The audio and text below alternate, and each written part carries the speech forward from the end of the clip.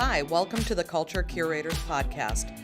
We're here to share insights, information, and resources to help you become a more effective salon and business leader. Welcome back, everybody. We are excited for today's episode on Culture Curators Podcast, and we're going to be talking today about having tough conversations. It's not a exciting subject for you, I'm sure, but it's a really important one, and it's something that we all, as owners and leaders, need to learn how to do so that we can be equipped for when it's needed.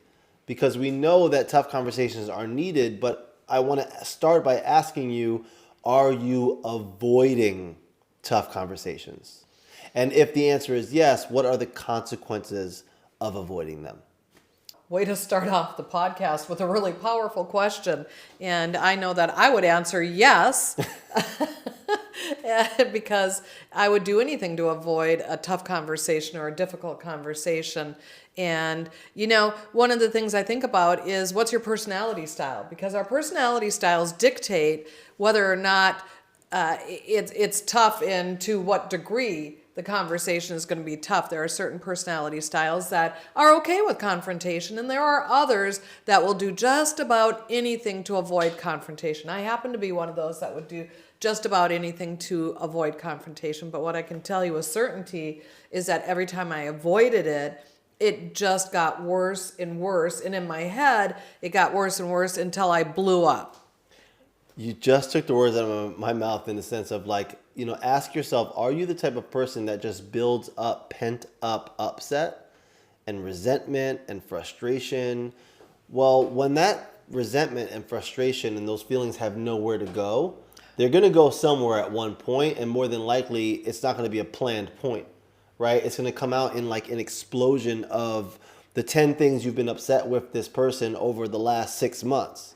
And that person is going to then feel blindsided by it, and it's going to lead to a negative confrontation, a negative situation, negative communication. So by being proactive about having tough conversations, you're really doing everyone a service in a way. And if you look at it that way and you shift your mindset from the fear about it to, okay, well, what happens if we have a really great outcome from this conversation? Well, then I think you're going into it with a completely different mindset. Absolutely. And here's the thing, you just kind of have to be brave for like the first 15 or 20 seconds in the beginning of the conversation, because once you start that conversation, you can't be like, okay, I'm done. I'm not going to finish my thought, or I'm not going to finish this conversation. I'm going to walk away. I guess that's always an option. However, it's not going to give you the best outcome. So here's the thing. You have to prepare for the conversation. You have to try to use Derek's rule of the 24-hour rule so that you can get your emotions in check, because we talked about this before. When our emotions are high, our intelligence tends to drop some. So we have to give ourselves space to process what it is that we need to have a conversation around. And then we have to be okay being uncomfortable, because you may be uncomfortable starting this conversation. But remember, what's the outcome? Why are you having this conversation? And what do you want the outcome to be? And sometimes when I start with the end in mind, it makes those tough conversations a little less tough. Yeah, and I think the longer that you allow a certain pattern of behavior to continue that is not aligned with what your culture has defined, the longer you blur the definition of the culture, right? Because the more that you allow it, it actually just becomes a part of the culture.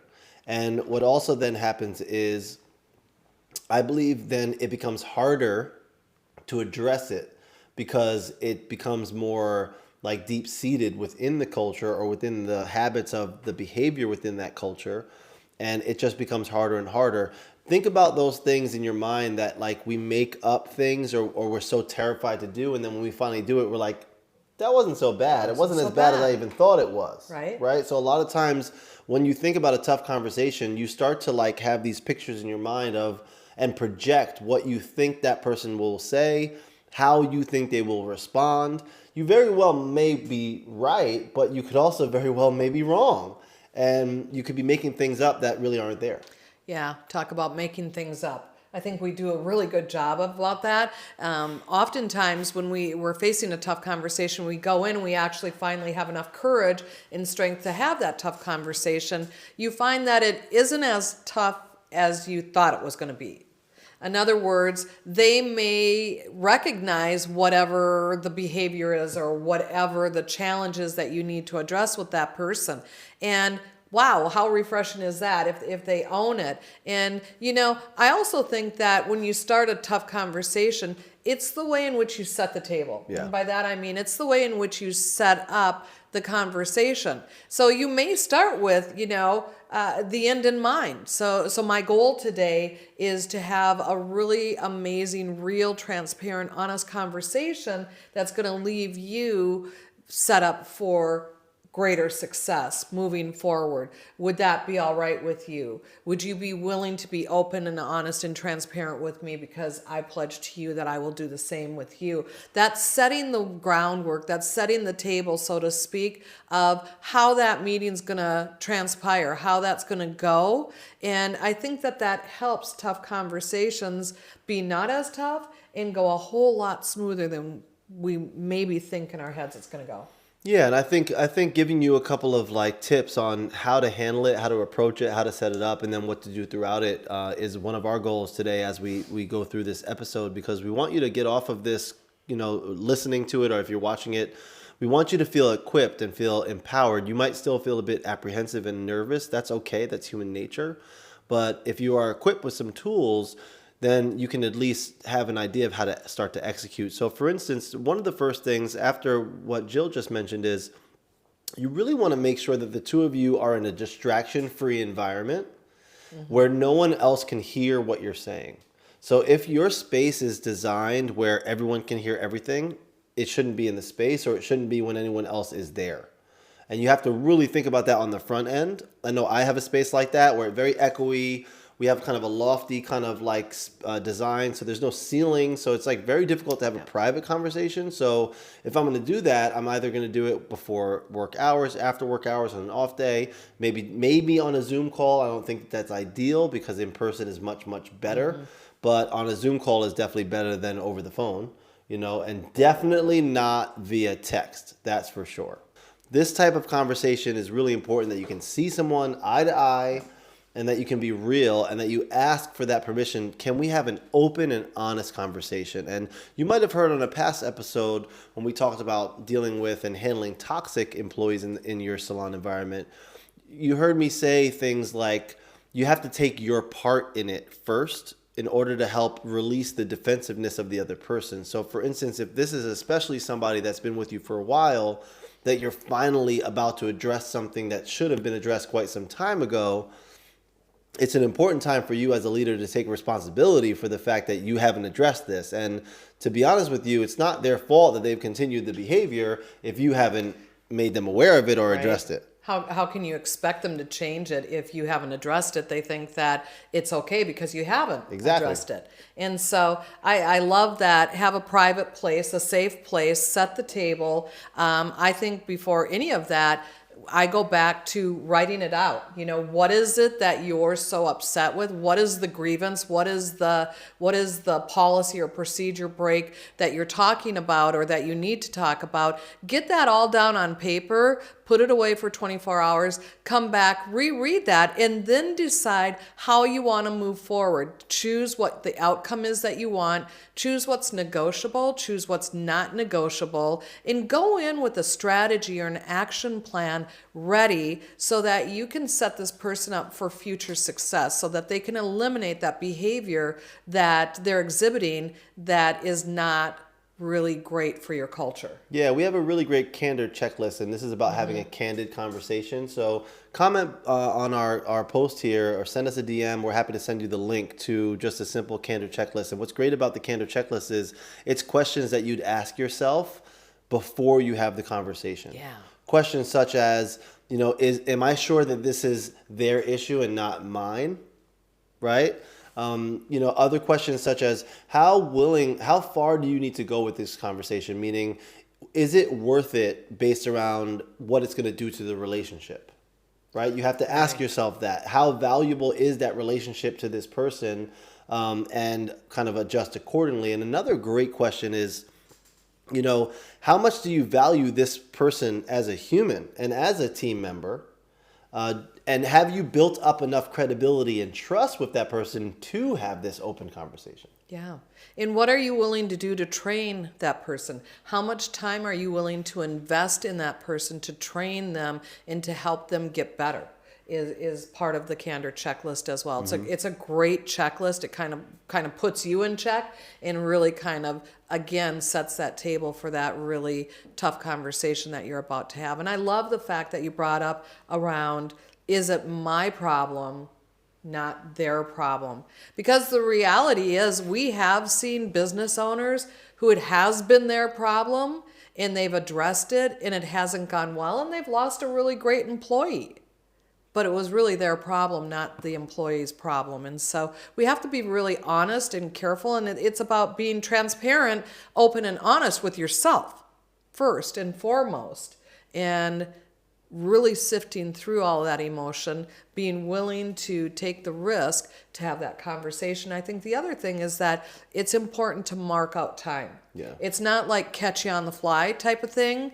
It's actually warrants a conversation. And so it's really, really important that you mark out time on your appointment book and their appointment book. Now, there's a caveat to that because we've learned through doing disc behavior days with a lot of salons that the teams almost always say, or a large majority of them say, if I see that my boss has marked out a one-on-one meeting or has come up to me and asked me if I could see them at the end of the day, what do you think happens on the inside of them? They freak out, right? They're like, oh my God, I'm going to get fired. What's going on? What did I do wrong? And the rest of their day is based all around making this stuff up, making it much bigger than it needs to be. And so if you schedule that appointment, just to let them know that you've scheduled a one-on-one time with them. If you're having one-on-ones with them on a regular basis, that's not a reason to alarm them then.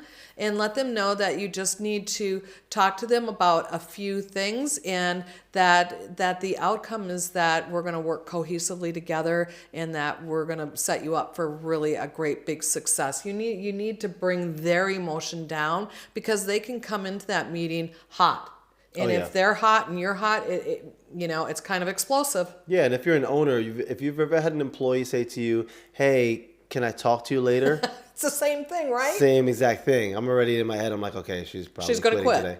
And you know what? That very might well be the truth, or it could be something completely unrelated. And again, for you to spend your time and energy for the rest of the day obsessing about what's about to be said is not a healthy thing for you going into that conversation.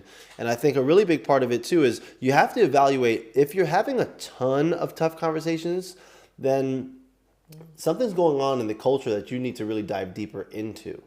And I'd add to that, if you find that you need to continue to have a tough conversation with the same individual consistently, you need to ask yourself if this person is aligning with the culture that you built and are they the correct member on the team. Yeah, absolutely. I think at the end of the tough conversation, there has to be some sort of a strategy or an action plan that will happen to eliminate whatever the challenges around. And if there's not an agreed action plan moving forward, then it's kind of like a 50-50 shot that it will correct itself or it may not correct itself. And so you have to be very, very clear on what the expectations are moving forward, what the impact will be if they meet those expectations, and also what the impact will be if they continually miss those expectations. Yeah, and I think that, I mean, if you're constantly kind of dealing with this with someone and you've allowed the pattern of behavior to continue, again, you have to just allow for a little bit of time for that to adjust and alter. Yep.